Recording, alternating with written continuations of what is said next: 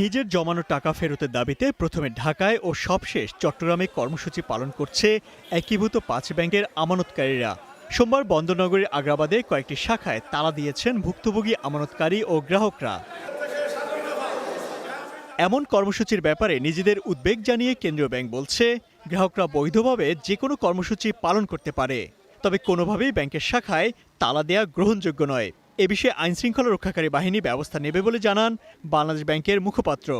Bank শাখায় গ্রাহকরা টাকা উত্তোলন করতে আসবে, টাকা না পেলে বৈধভাবে তাদের ক্ষোভ প্রকাশের এখতিয়ার আছে, সুযোগ আছে, কিন্তু কোনো ব্যাংক শাখা তালা দেওয়ার কোনো এখতিয়ার নেই। আজকে দেশের একটি অঞ্চলে হয়েছে, আগামীকাল হয়তো আরেকটি জায়গায় হবে। এইভাবে শান্ত পরিবেশকে অশান্ত করার কোনো সুযোগ আমরা দিতে চাই না। মুষ্টিমেয় চেনামুখী প্রতিটি জায়গায় উপস্থিত হচ্ছে, তখন স্বাভাবিকভাবে তাদের কাছে এই ধারণার উদ্রেক হচ্ছে যে আসলে এনারা কি সংক্ষুব্ধ আমানতকারী নাকি কোনো গোষ্ঠী কর্তৃক লেলিয়ে দেওয়া কোনো বাহিনী তারা। ৫ আগস্ট গণঅভ্যুত্থানের আগে ও পরে বিভিন্ন ব্যাংকে গণছাঁটাইয়ের বিষয়টি খতিয়ে দেখতে একটি কমিটি গঠন করেছে Bangladesh bank.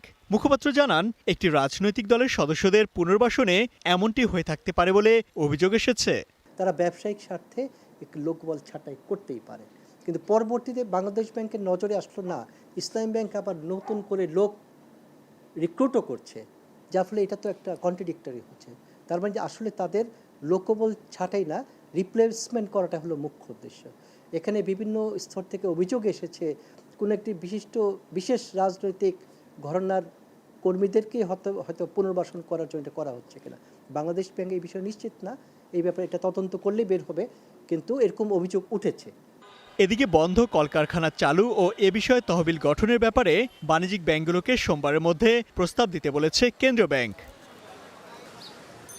Imtiaz Ahmed, star news, Dhaka.